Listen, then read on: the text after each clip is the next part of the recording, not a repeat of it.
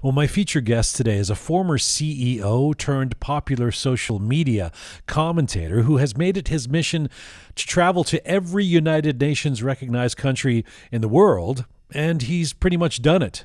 Farhad Kashani is an Iranian-American bundle of energy who has achieved a few lifetimes worth of feats in his 67 years. He is a retired high-tech exec who has been a pilot, a motorcyclist, a car and aviation journalist, a management consultant, an author, and a world traveler who has been to 192 of the 195 United Nations countries and every single U.S. state and territory.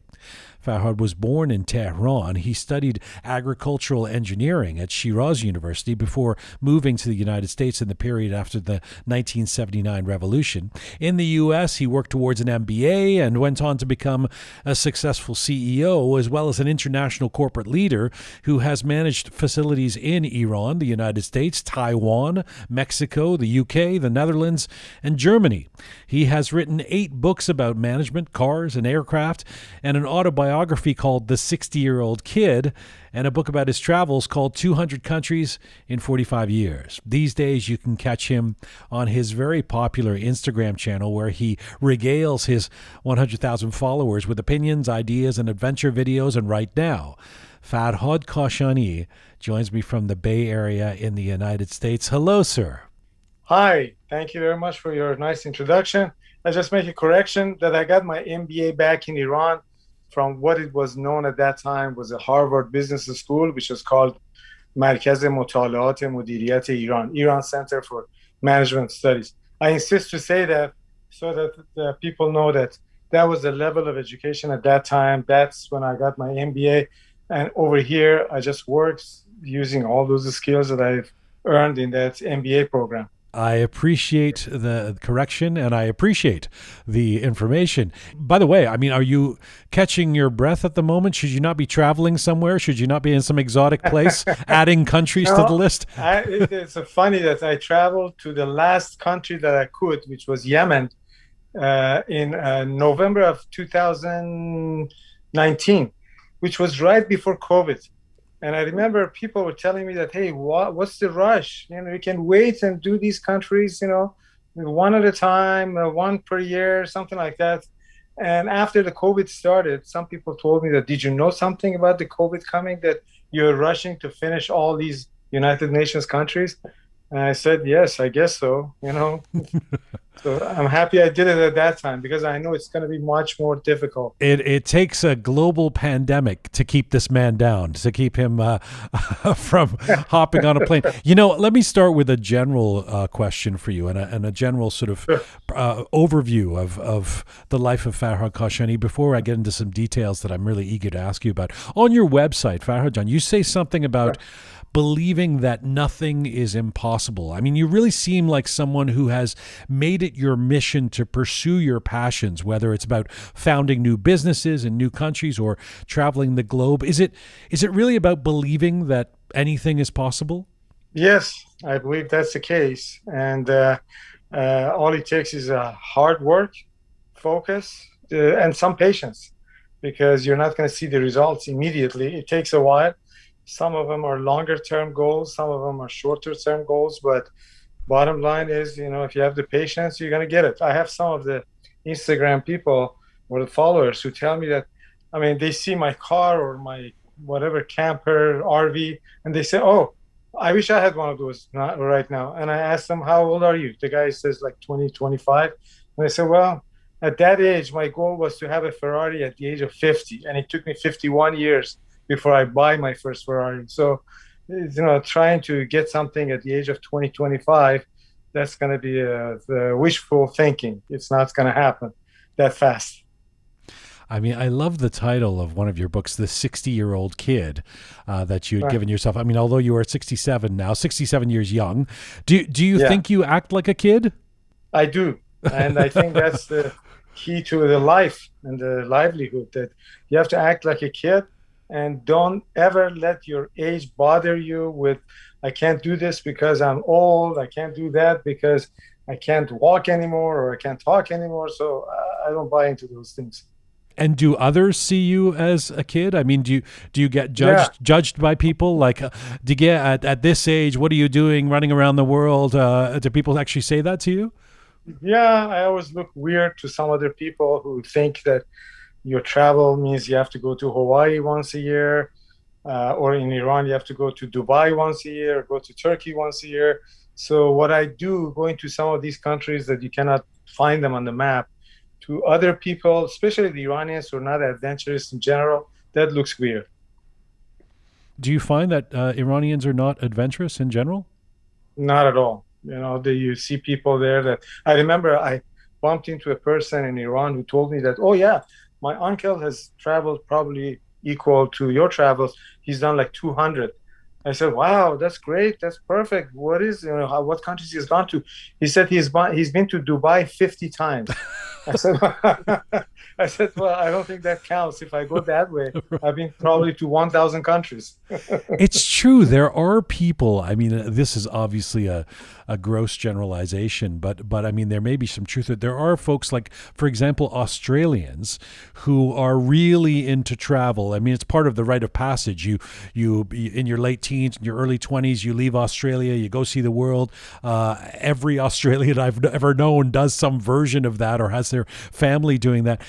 Iranians, you would think, would be into travel because they would want to explore the world, given that Iran hasn't been the most, it's been a repressed country in some ways over the last 40 years.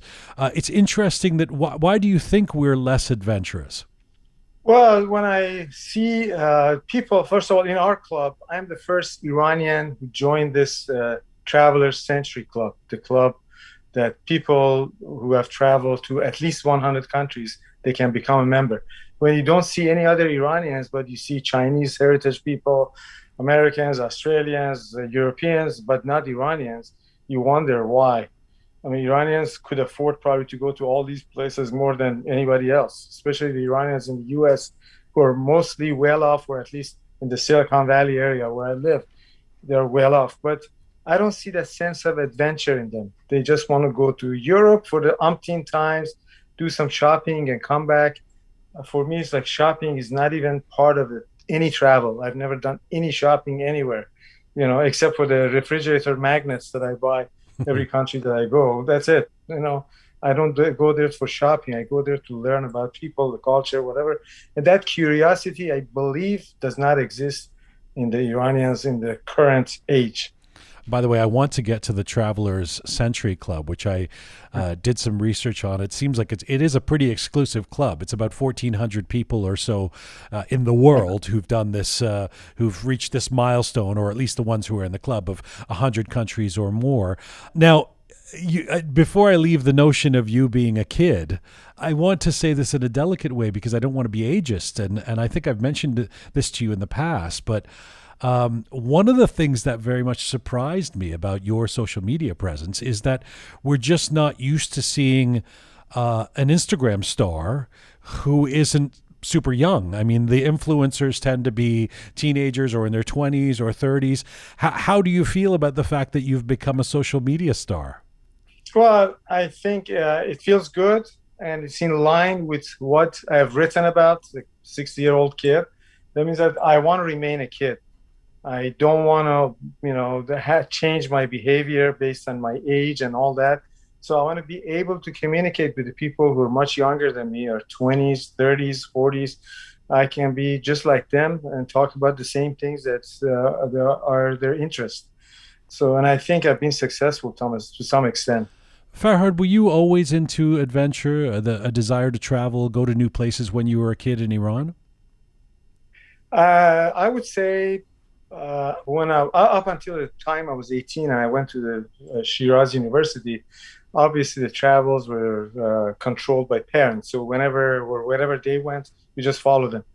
But ever since I did my own travels, especially the foreign travels, the first one was to India right around the time I was in the last year of the college. That was very, very interesting for me. And I thought that that's what I want to do. I want to travel more. Now, of course, I have to go a little bit earlier than that. When I was 14, I read about Baradar Umidvar brothers. adventures. And at that time, it was like reading their books at the age of 14. It was mesmerizing for me. That can I do the same thing one day? And of course, later on, I became almost friends with one of them in Iran. And I don't see myself as at their category. They're like a whole different ball game. You know, this is like 1954, going to those foreign places with a motorcycle. That was quite an adventure. I've never done anything close to that. My travels are mostly with airplanes, going from one airport to the other airport. Not even like the people who go by motorcycle or by land somehow. Most of my travels have been by flying. And so, yeah, at the age of 14, I had that idea, but I never knew that I could materialize it until I went to India. And then following the graduation and military service, I started coming to US, went to Europe. And I remember going back from London to Tehran. I was not going to do it a normal way, which was just get an airplane ticket, get on board, and get off in Tehran. I wanted to see as many countries as I could see between London and Tehran. So I studied a lot of different possibilities, and I found the bus called Magic Bus, which was a kind of a tourist bus, and they were doing a lot of travels for hippies from Tehran to Indonesia, and people could get off, get on at any point they wanted. So I took that bus and went to Tehran, and doing that, I saw a lot of countries in between. So those are the beginning of this whole process. Yeah. I want to come back to the traveling because it's so fascinating what you've done. But let's get a bit of a sense of the career you've had and the interests you've had over the years. You started writing about cars and motorcycles and planes over 40 years ago. And you've noted that you were the first Iranian to write about cars and motorcycles in Iran. I mean, you're a guy who did agricultural engineering in school. What was it about cars and bikes and planes that you wanted to write about? Yeah. You know, I I was going to become an airline pilot, namely Iran Air. And at the age of 18, I remember when I finished my high school, I burned all my books. And my dad told me that, hey, why don't you keep them? You never know. I said, no. I want to become an airline pilot. I don't need to read these books. I don't need to read any book at all, not knowing that how many books I'm going to read in the rest of my life. Anyway, so I went for the test, and sure enough, I was colorblind. So I was rejected.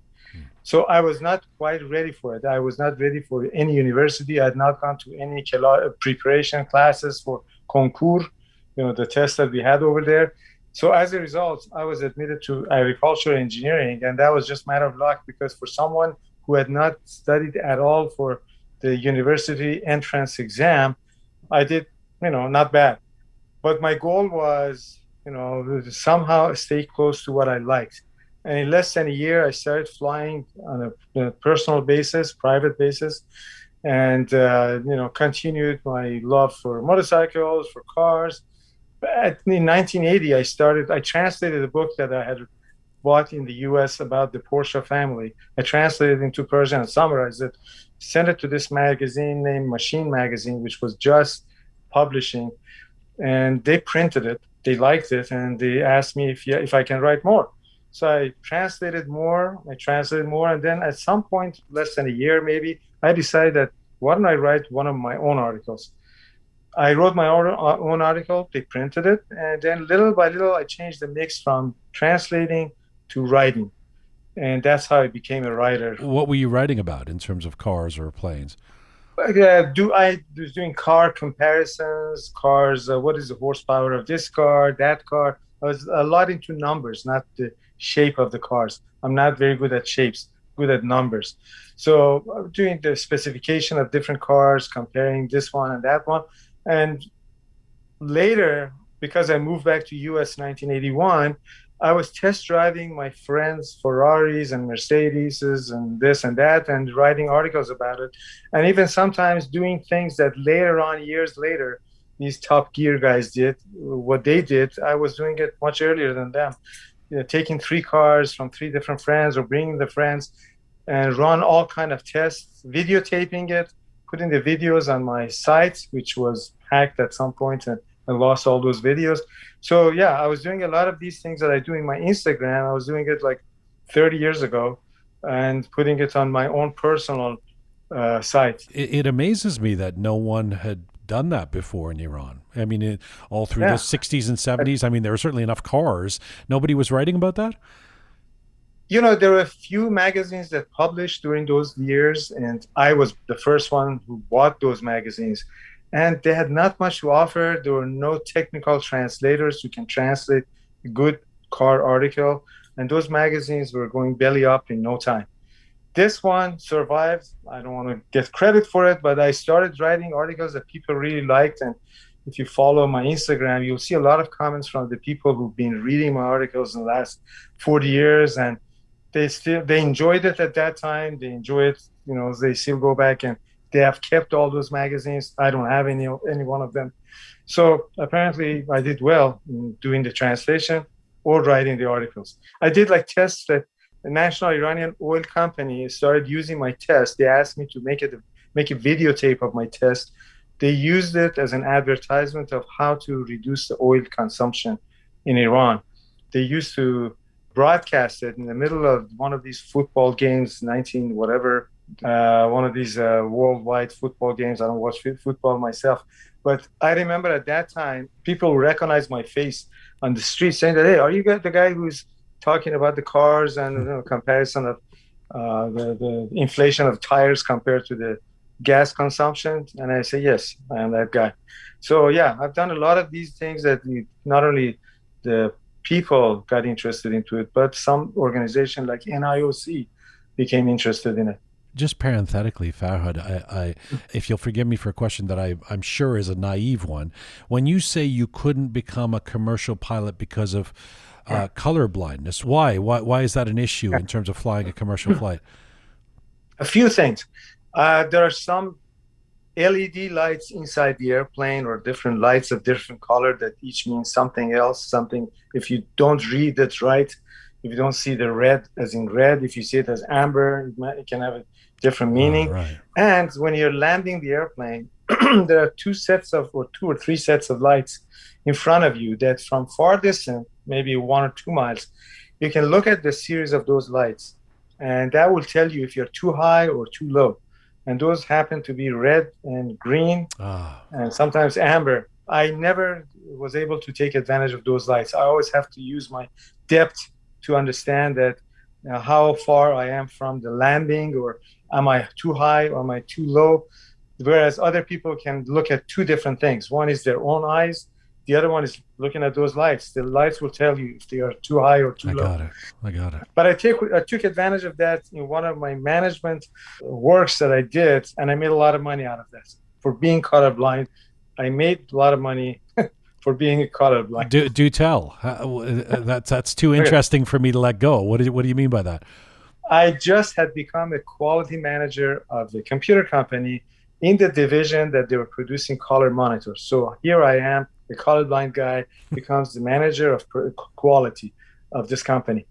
And I was thinking that, okay, I hope that I can handle this, because it was only a week. I moved from supervisor to manager. All of a sudden they called me and they said, all these monitors that they're producing for one particular company, I remember the name was Data Point. It was in Texas. We were producing 5,000 color monitors. They have two military or retired Air Force inspectors. They come and take a small sample. Let's say you give them 1,000 units. They look at the military standards and they say, okay, based on the 1,000, we're going to take 15 samples. And in those 15 samples, if one fails, we reject the whole lot. You have to go back and rework 1,000 units, open up each and every box, plug them in, look at the colors again, and see if those things that they're talking about, right, the colors are not very good, whatever. Anyway, so obviously I could not be a judge in the color issue. But because I knew that I'd taken this test and I failed this test, I knew that 10% of people have this problem, 10% of the men, not the women. So I bought the book in 1984. I still have it in my library here. I had all the operators tested, and sure enough, 10% of them failed. So that improved the quality a little, just 10%, because of those guys who did not see the colors as, just like me. They were just like me. The next thing that came to my mind is, how about those two inspectors? I knew that Air Force inspectors have to pass this test, but I thought, what if they didn't? So I called the first guy who was actually passing all our lots with flying colors. He had no problem. He passed it. Then I called the second guy, and he's the guy who's rejecting all these lots, and he's writing blue is mixed with purple and whatever, whatever. And I asked him, could you read this book? It's a book that you see that in different pages, there's a number or letter. If your eyes works perfectly, you can read those things. If you're like me, you look at a bunch of dots, you cannot make sense out of it. So I put this book in front of the guy and said, could you read this for me? The guy said, this is nothing. I said, that's what I say, but they call me colorblind. So at that moment, the guy figured out that now I know what his trick is. He has probably faked his colorblindness test when he became an inspector for the Air Force. And now as a retired guy, he's making good money. He was making $35 an hour. This is 1984, a lot of money. Anyways, he said, you don't report me to my bosses, I will not reject your lots. I did not do this because of, this some sort of game or whatever. I knew that he cannot see. Therefore, everything that he has written is just a bunch of bullshit. Wow. Because he could not see those colors. How could he see it? Because I couldn't see it. Immediately, our yield went from like 65% almost acceptance rate to over 99%. Wow. I got 25% raise, and everybody was saying this guy's great. And they didn't know what the recipe is, and everybody was interested. Of course, I couldn't tell them because I didn't want to jeopardize this guy's job. So everything solved. Everybody was happy. The product was good because the other inspector who was not colorblind was not rejecting anything. And, so that's why I take advantage of every possibility in my life. I turn a failure into a success if I could. But this was one of them. Somebody once told me that any crisis or any difficulty in your life, you can turn around and see as an opportunity. And that's exactly what you've just talked about there. Right. You mentioned that you came to the United States in 1981, in the aftermath of the revolution. And you also, I know, start writing political articles for the Iran Tribune in California from 1981 to 1984. Because of that, you lose your Iranian passport for about 20 years. But nevertheless, you end up becoming, in America, a very successful businessman. How did that happen? How do you work your way up to high-tech company executive over those 20 years? I did a reverse engineering of myself. So I started taking inventory of what do I know? Well, I have an MBA, agricultural engineer, but not interested in agriculture. But I have an MBA, so I should take advantage of some of the things that I've learned there. First of all, getting hired in a company was the most difficult thing for me at that time, because here I am with a resume that says at the age of 26, 27, I've been a managing director of a company, even though it was just for a month. I have done my military service, not related to these people who want to hire me. Right. And anyways, I could not find a job. I went to a resume consultant. I paid $50. The guy said, you know what? This education was in Iran and people don't count on it. So what you can do is make it very simple. Make it a high school diploma. Get into the company that you have in mind. If you have all these qualifications that you claim you have, you're going to move up very fast. Otherwise, you just have a regular job. Yeah. And that's what I did. I started as a quality inspector, $6.50 an hour, got into the job, and less than 3 months, something happened. They gave me a project. I did it, and my boss called me and said, are you sure you don't have any advanced degrees? I said, I have a bachelor's degree in agricultural engineering. He said, why did you lie on your application? I said, well, because I couldn't get the job. That's why I did it. So 3-4 months later, there was another project that nobody could do it, and somehow my name came up. I did it, and my boss calls me again. Are you sure you don't have anything beyond bachelor's degree? I said, yes, I do have an MBA too. He said, if you have a PhD, tell me now, because if you tell me later, I'm going to fire you. That was the start of my going up. And I did the reverse engineering of myself, looking at newspapers, see what jobs are available that somehow matches my background. I bumped into reliability engineering and quality engineering, two things that require a lot of statistics. And I had statistics in my agricultural engineering and in my MBA. So I started taking those classes. I became certified reliability engineer, certified quality engineer. So I got my wings through those things. Became a quality manager, became a director of quality. Then I started taking production courses, became certified in production and inventory management, which was 6 4-hour tests. And then I became a director of operation. Then I became VP of operation, then senior VP of operation. So that's how I managed the process. I really actually, I love that story.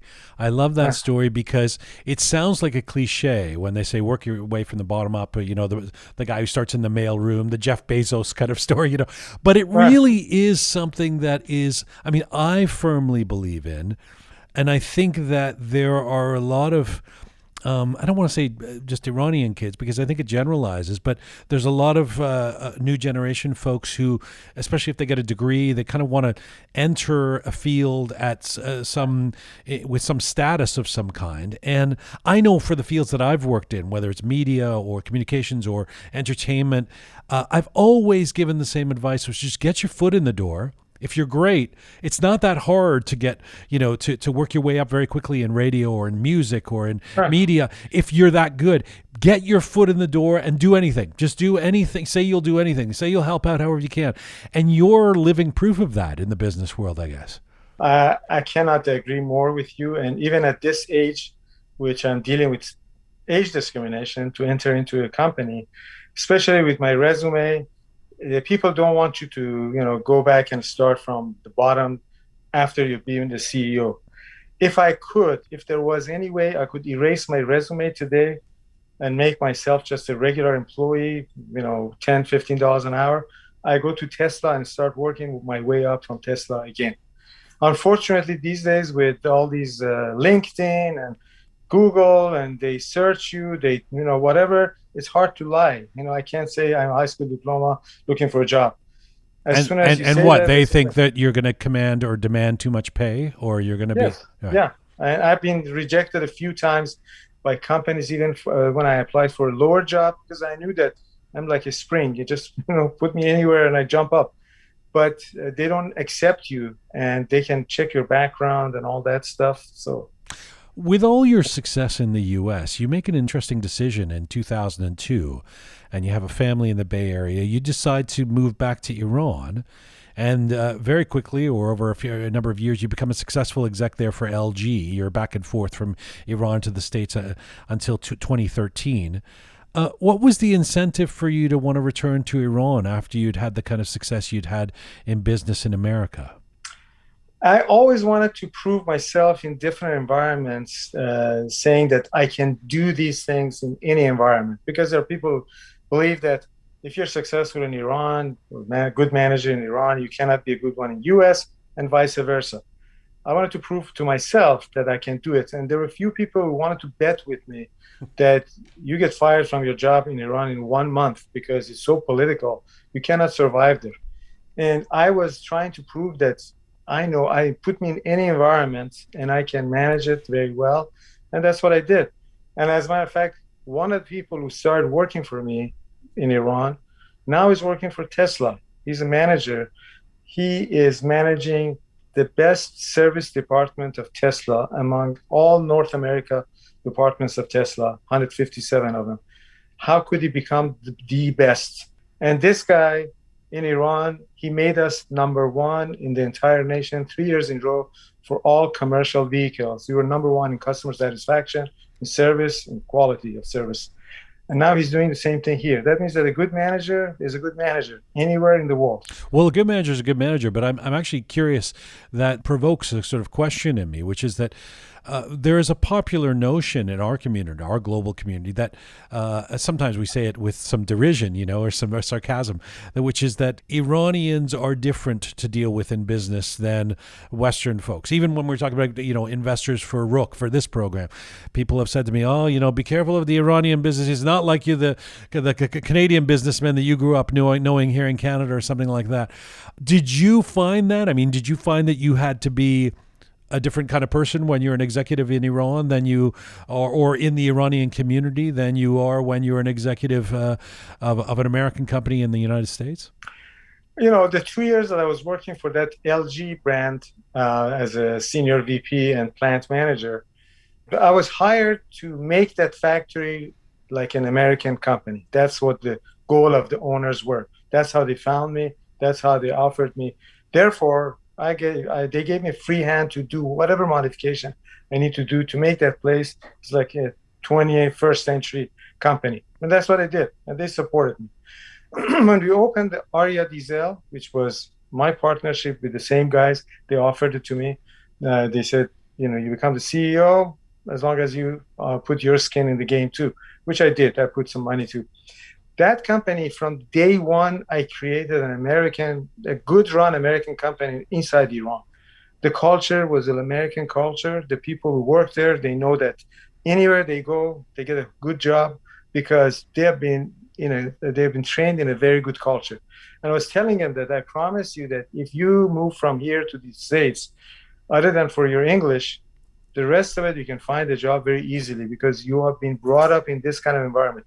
In terms of investment, yes, Iranians are a different breed in terms of investment. For example, here, if you start a company, just because you have a great idea, you may get 10, 20%, whatever percent of the shares of the company because of your idea.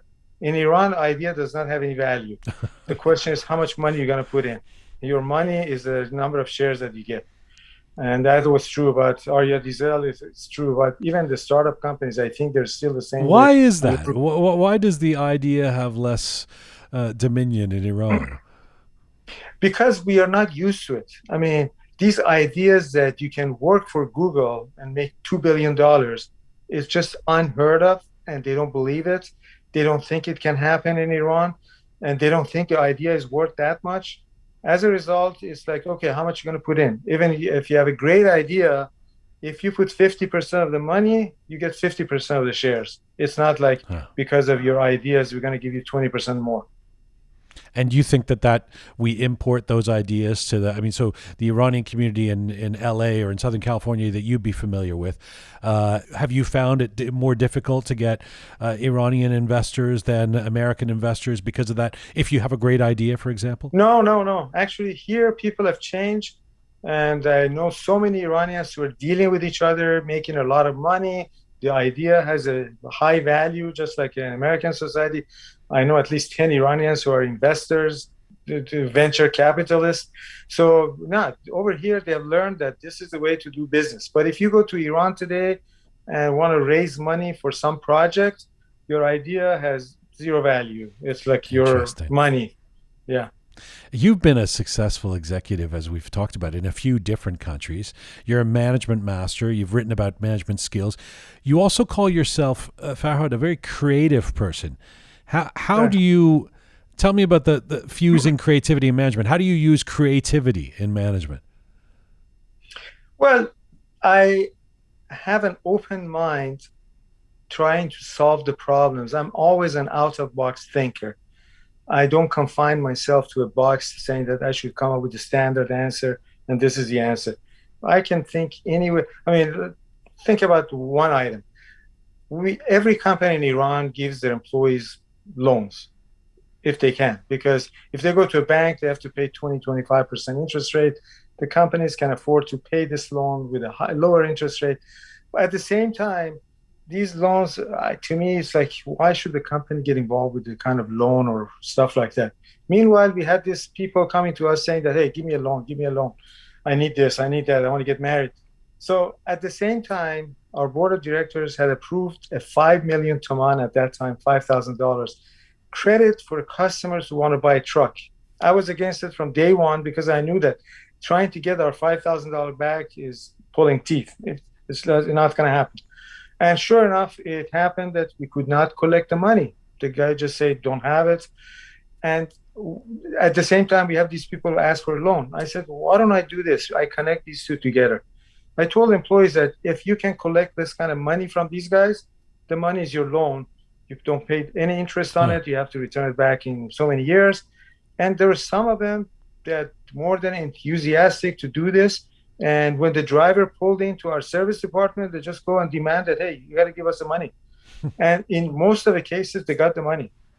Because now there was one person who was focusing on it, calling the guy every day, becoming a, bug, giving him trouble in terms of just calling.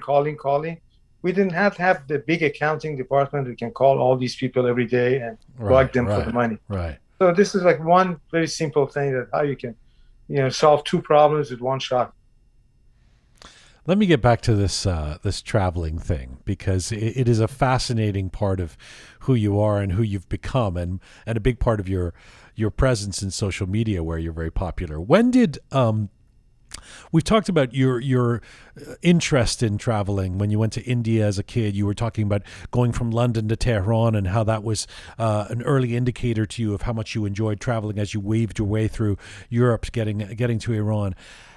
But when did your love of traveling become an actual mission to visit over 200 countries and territories around the world? I had visited almost 75 countries when one of my friends, who's also a traveler, she has traveled now to more than 100 United Nations countries. She has been to Antarctica 1 year before I did. She told me that, hey, Farhad, you have to become a member of the Traveler's Century Club. I said, what is that? So she explained to me what the club is. I found the club on the internet, and I found that, well, these guys count the world differently. It's not the United Nations countries. They're counting territories too. So Guam is a territory, but for them it counts as one, just like you've been to US, you've been to Guam, and even Alaska and Hawaii, they counted separately because of the distance between the mainland and these places, and the culture being different and all that. So it was like 329. I started looking into that, and I found that I'm already at 85. I'm no longer at 75 because I've been to Guam, not Guam at that time. I've been to Puerto Rico, I've been to Virgin Islands, and so on and so forth, Alaska, Hawaii. So it was like 85, and I said, well, I'm very close to 100. Why don't I try hard to make it to 100? So, of course, the next 15 countries or territories came I did it maybe in a year or two. I became a member of that club. Then in that club, I feel like I'm the most junior person, 100 countries only. Everybody else I talked to, I've seen 200, 250, right. 300. So I made it my mission that I want to go see 150. So I started arranging it. I got it to 150. Then I was going to make it like 200. At the close to 200, I felt like I need to finish United Nations countries first, because that's the one that people understand. If I tell people I've been to Guam, they said, hey, Guam is not a country. If I tell them I've been to Alaska, Alaska is not a country. Right, so I better finish the countries first. And another problem was when you talk to some members who've been to more than 200 and they tell you, I've been to 220 countries, you say, this guy's lying because there's only 195 UN countries. Right. So I decided to make it, the 195. So in 2019, actually 18 and 19, I focused on these countries. And I made it to 192 out of 195. The only three I did not see was North Korea, which as a US citizen, you're not supposed to travel there. It was Eritrea. I applied 3 times. They rejected me for whatever reason, I don't know. Libya, where someone has to invite you from inside, and the country was in chaos at the time, and still maybe is. So these are the 3 that I missed. Other than that, every one of them, I've been there. How addicted are you to racking up the numbers? Like if you were traveling from Switzerland to Austria, would you make a beeline to make sure you put your foot in Liechtenstein if you haven't got that on the list yet? Not only me, I think most of the members of this club are like that, because I've seen people in my travels in some corners of the world that nobody will go there. When I see another person in the hotel, the first question is, are you a member of the Traveler's Century Club? They say, yeah. Right. So I'm guessing by what you just said, and because it would get too confusing in terms of putting any sort of measurements on it, I'm guessing it's just about putting your foot on the ground somewhere. You don't have to be there for a week. You don't have to you don't have to eat a meal there. You could just get in the country and out. That counts, right? A stopover counts. That's true. Some people ask me, how could you go to a country and stay there for 1 day or half a day or, whatever. I say, well, there's different kind of tourism. My kind of tourism is, just going to each country, maybe 1, 2, maybe 3 days. Of course, having said that, well, I've lived in Taiwan for 1 year. If I add up the number of days I've been in Germany, France, the UK, each one of them, I probably have spent more than 6 months in each one of them at different times. But there are many countries that I've seen only for half a day, because the way you could travel to this particular location, there was only one flight in and out per week. Right. And I did not want to waste my time 1 week in some barren island just because I want to say I've seen everything in that island. And for those people who believe that, oh, you will not learn the culture in 1 or 2 days, I've lived in Iran for many, many years. I can still not claim that I know the culture of my country or every corner of the country. So for the people who think that in 1 month they're going to learn everything about the culture, whatever, I'm sorry, I don't buy into that. So the question is, which one is enough? Is it 1 month enough or 1 day enough? There are different kind of tourists. The way I've been brought up in this club, it's like short period. You just go see, as much as you can see, and then out. Now, the hardest part for me would be, as somebody who loves to travel, and I don't think I've done the count, but I'm somewhere, I don't know, maybe I'm at 50 or something, in terms of places I've been as a product of being a guy who was a touring musician for a while. I got to go to a lot of places, and for work in media, I've traveled. But the difficulty for me is I fall in love with some places. So it's always a question. I love Berlin, for example. So every time I want to go to a new place, I'll ask myself, well, do I want to go to Bolivia? I've never been to Bolivia. Or I already know I love Berlin, or I have friends in London, or I could drive to New York. Now, I don't think you can do what you've done and keep returning to the same place, right? So how do you let go of the idea of seeing places that you love, of returning to places you love, of seeing people that you've met again, etc.? Well, my goal was you go to each place once, as much as possible, not twice. Even though I've ended up going to some places 3 times, if you want to count it. Like Fiji Island, I've been there at least 3 times, not because I wanted to, but because it was a hub for going to all those islands, Palau, etc., etc. So you end up going there more than once, but you don't want to because that's the only way you could travel to that part of the world. But my goal was to go to each place only once until I'm done with my mission. Now, whether this mission is seeing only the UN countries or the entire Traveler Century Club countries and territories, then if you had money, if you had time, if you were healthy still, go back and visit some of those places you want to visit more than once. That was my mission in life and still is. So I'm still doing the one as much as I can. I try not to repeat going the same. I've been to Greece 45 years ago. I'm sure it was totally different from today, but I don't intend to go there, even though it's beautiful. I know there's beautiful islands that I've not been to. I've been only to Athens, but because I already have counted it, I don't have any inclination to go back to Greece until I've seen these other places that I've not seen at all. There's also the point that within each country, especially geographically large countries, there is such a diversity of things. It's even in Iran, there's so much to see in traveling within Iran. If you were to say, I've visited Canada, and I'd say, where? And you say, well, I've been to Vancouver. I would say, well, then you've missed the Rocky Mountains, or you've missed the majestic North, or you've missed the fisheries of the East Coast, or you've missed Toronto, or what, so I guess it's not easy, but if you're using national borders, you at least have that as a metric. Yeah, that's, again, I would say there are many ways of being a tourist. You can be tourist, go for medication to different countries where the medications is cheap or medical services are cheap. You can be a religious tourist, go to the places where there are churches and stuff like that. And there are people who each time they go to one country, spend 1 month, they try to learn as much as possible in that 1 month. For me, or maybe the other members of Traveler Century Club, it's a little bit faster pace and more about being in each place at least once, or at least the center of that country or some point in that country once. And then once you have seen them all, then you can go back and visit some of those other places for the second time. Even if it's faster paced, do you have a routine at this point when you get to each new country? Is there one thing that you make sure that you do? Yeah, what I normally do, I don't go to tourism. I don't go to the museums. That's one thing, because it takes a lot of time, and I'm not quite sure. I'm not into arts at all. Somehow I have no appreciation for arts. That's my negative point. So going to a museum, seeing some whatever, that doesn't make sense for me. I'm not a religious person, so I don't go to any church or mosque or anything like that.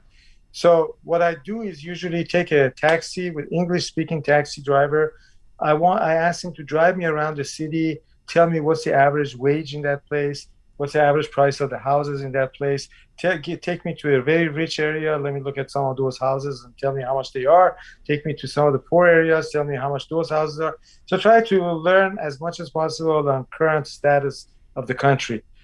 That's my, that could be like a 1 day trip. If it had to be extended for another day or two, would be some other cities, like, want to go some other famous cities for whatever reason, I visit those places. But it usually happens with the English-speaking taxi driver, and that's it. A lot of the places you've been to in the last 20 years or even the last 10 years as a man in your 60s, it's hard on the body, right? Like, I love Southeast Asia, and so I've returned many times to go to Philippines or Vietnam or Cambodia, etc., but or Taiwan. But coming back and the jet lag and it's tough. It's tough to stay healthy through all that and not let it beat you up a little bit in your body. How do you manage that? I think my interest in traveling is so high that it overcomes all these other negatives. I went around the world in 8 days. And I think in those 8 days, I slept only 3 days in a hotel or 3 nights in a hotel. That means that the rest of it was in the airplane. But I enjoyed the whole thing. And when I returned, I was not tired.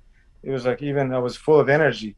I was even happy that I've done that. I've gone around the world in 8 days as opposed to 80 days of Jules Verne. So to me, that never was a problem. What do your friends and family make of all your traveling? Well, my daughter, the older one, likes it, and she's been to 55 countries so far. The younger one has been to 30 countries with me, but she has not attempted to do it by herself. That means that she's not into traveling that much, at least not yet. But the older one definitely is into it, and she plans, just like she wants to become a member of Traveler Century Club, and at the age of 30 she has seen 55 countries. Wow, not bad. She caught the bug. Yeah, exactly. But have you had friends or people that who've just kind of rolled their eyes or gone, what are you doing with all this travel? Or does everybody think it's a great thing? I know I have some friends who completely think I'm crazy. I have a friend who is into wine. And he spends all his money, not all his money, but he spends a lot of money on very expensive bottles of wine. And when he tells me that, what do you get from this traveling? I said, what do you get from the expensive wine? He says, oh, the wine, I enjoy it. I said, I enjoy traveling too. So who says that your fun is more fun than my fun? So if the idea was to reach as many of the 195 United Nations countries as possible, which you've already done, except for those 3 outliers we talked about, and I'm sure you can get to Libya at some point. You said, once I accomplish that, I can go back to the places that I fell in love with or that I really loved. So, I mean, that's the $1 million question, obviously. Where would you, given your druthers, if you were gonna return to a place of all these 200 places you've been to, what comes to mind? You won't believe it, but probably it's going to be Nepal, Kathmandu. There's an airplane right there, Buddha Air. They take you around Mount Everest to take a look at it. And at that time when I went there, it was like $120 ride. And it was like, you will see it, guaranteed, or your money back. I took that ride 3 times in a row, and every day we ended up with fog. I could not see Everest. That's another goal in my life, that I want to see the highest peak of every continent. I've seen some of them. I've seen the McKinley in Alaska. I've seen the one in South America. So this was the highest one, and I'm always interested in mountain climbing. Not that I've done it myself, not that I can do it myself, but always is intriguing for me, watching these Everest movies and how people go through all these challenges to get up there. So first chance, I like to go back to Nepal. And also, I want to be, another goal of me is to land in every difficult airport in the world as much as possible as a passenger. And there's an airport there near Everest that I like to go there. And that's the Tenzing Hillary Airport, which was made by Hillary, Sir Hillary, who Edmund conquered Hillary. Mount Everest. Yeah. Yes. So it's one of the dangerous airports in the world. I have to go there.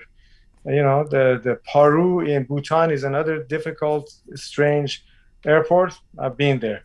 So yeah, Nepal is the one that comes to mind. I definitely am not a kind of guy who enjoys a relaxing time around the beach or beautiful place or whatever. That's not me. I have to go learn something or do something a little bit more productive. What is the most spectacular? What is the city in the world that everybody in the world should visit? There's so many of them. I just can't remember. You know, if you told me what's the best scene you have ever seen, I've seen so many beautiful jungles and beaches in different countries, in Africa, in other But what places. That city do you love? What city do you I just love? Where would you go back to immediately? I have no preference on a city. Besides Ahvaz. Well, I was in was maybe 10 years ago or no, more than that, as a part of seeing all states of Iran or Ostans of Iran. Oh, so you I have went done there. that. You've done the Iran Yes, tour as I've well. done. I thought that, if I tell people that I've been to the entire world, I've been to all U.S. states, somebody's going to ask me, how about your own country? Right. So I had to have that answer ready. So I seen all those states too. Yeah, I've seen actually half of the states of China. When I talk to people from China, I mean, none of them have seen even more than 5 states, and I've seen 18 of their states. Farhad, I know these are not easy questions to answer. They're sort of wide-eyed, answers or questions a kid would ask sitting at the feet of their grandparent or somebody who's done amazing things in their life. But what if you were to be able to answer this simply? What would you say you have most learned? I feel like, in my experience, traveling is education. You absorb so much as you go to a new place, and you witness a new culture. You feel a new energy. What would you say you have most learned from doing all the traveling that you've done? Hard to tell. It's like each place is unique. People have different cultures, different beliefs. What's good in one country is not good in another country, and there's nothing wrong with any one of them. There's just people are different, and you have to learn that there's a difference between the people. You cannot make everybody the same. Yeah, that's all. It's like not much that I can say I have learned necessarily from different cultures. But I enjoy the fact that, for example, when I go to China, when I talk to Chinese people, the fact that I can use a few words. By the way, I have tried to learn 7 languages. Not that I've learned any one of them except English and Persian, but just like anybody else, I had Arabic in school. Then I took French and German in the university. Then I took the Spanish when I was working, running a factory in Mexico. And I learned Mandarin a little bit. I took a 3 months course before I go to Taiwan. So the fact that I can talk to them, the fact that I can bring up a few cultural issues with them, for example, the numbers 4 and 9, they don't like it. Sometimes even they make the buildings just like number 13 in some other cultures. Their buildings, sometimes they don't have the 4th floor or 9th floor. You go straight from third to whatever. Right. Or they want to celebrate their birthday. They don't celebrate 40th birthday. They celebrate 39 twice, and then they jump to 41. Right. So these are little things that happens that you learn, and each one of them is something interesting. It's a pleasure getting to talk to you. Before I let you go, let me ask you a couple more questions about your social media presence.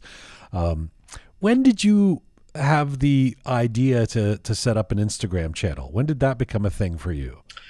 A friend of mine who works for Tesla, I told him to go work for Tesla. The same one who was working for you that's now an executive Yes. at okay, yeah. Yeah.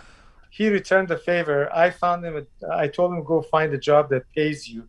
He found me a job that doesn't pay me. Just, I have to spend my time making nothing out of it. But anyways, he told me that, hey, why don't you do Instagram? And I said, well, how do I do it? He showed me actually step by step. This is how you do it. And that's what I did. And next thing I knew, I had 400 followers, 1,000 followers, 2,000 followers, and now almost 100,000 followers. So it's all, you have to blame him for that. So it was not my idea. Are you surprised at how popular it has become? Yes, I am surprised. At the same time, when I was writing for Machine Magazine, the owner was telling me that their subscription is like at 100,000 level. In Iran, of course, people try to boost their numbers to make it look good, except the time they want to pay you, then they make it as low as possible. So I was used to this number of 100,000 subscribers who read my articles every month. Of course, I was not used to the same 100,000 reading my other articles or things about traveling, about whatever, because in those articles was all about cars, airplanes, and motorcycles, where supposedly I had 100,000 people who were reading those.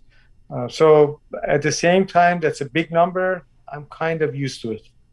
I mean, it's quite amazing to see how big it's grown. Your posts are mostly in Farsi. Where and who is your audience? Are there a lot of people tuning in from Iran? I think it's like probably 90% are in Iran, and that's actually my audience. That's why I don't do any programs in English, because I feel like nobody over here needs to hear from me about traveling or cars or whatever. They have access to all kind of sources, but people over there, probably because of language barrier, they may need that more than anybody else. And we need to have a cultural change over there if we're going to have a successful country. So with that in mind, I just make it in Persian and I enjoy it. You have a post from a couple of weeks ago that has 200,000 views already. It's just you sitting in a car. A lot of the time you're in your car, which I love, talking about Iranian politics. Then you have another one about electric bicycles from a week earlier. That's 225,000 clicks. It seems like, I mean, if you were to pitch this idea to me that I'm going to get on the internet and just talk about things and talk about a variety of things, the kind of variety that you talk about, I would not believe that you're going to get hundreds of thousands of streams or of clicks. How do you decide what you're going to talk about? Well, because I have this program on a daily basis, I have no choice. It's like anything that comes to my mind, I'm going to make a video out of it. Whether it's a political thought or there's a construction going on somewhere that I feel like it could be interesting for some people. Maybe it's my electric bike. And, I had one program about the Jeep that belongs to my friend. It's got 2.5 million viewers so far. Yeah. So, yeah, when I did that, if you ask me, what do you think this is going to do? I would say 20,000 maybe. Well, it did 2.5 million or maybe more. So I don't know. All I know is if it's only talk, it's in 10 to 20,000 range. But when it's things involved, whether it's a bicycle or it's a car or it's a construction site or there's a street or road, people are more interested. These are things that to them is like foreign. They want to see those things. But let's be clear. You are, and I know you're probably too modest to talk about it this way, but you are doing something that really connects with people in a way that most people can't, because especially during quarantine, everybody started Zooming. Everybody started their own video channel. Everybody started, everyone had the same idea. I'm going to start a, Instagram channel or something like that. And most people just don't get those kinds of clicks. There is something that you're doing that is really appealing to folks out there. And by the way, some of them are your face talking to camera. That one about Iranian politics from a couple of weeks ago that has 200,000 views is just you talking in your car to the camera. It's quite fascinating. Yeah. Well, some of them I have to admit, I never study Instagram to see the charts or where the customers or followers are coming from. I don't follow. So I do it very simple way. I just put my program and all I see is like there's 100,000 followers. That's it.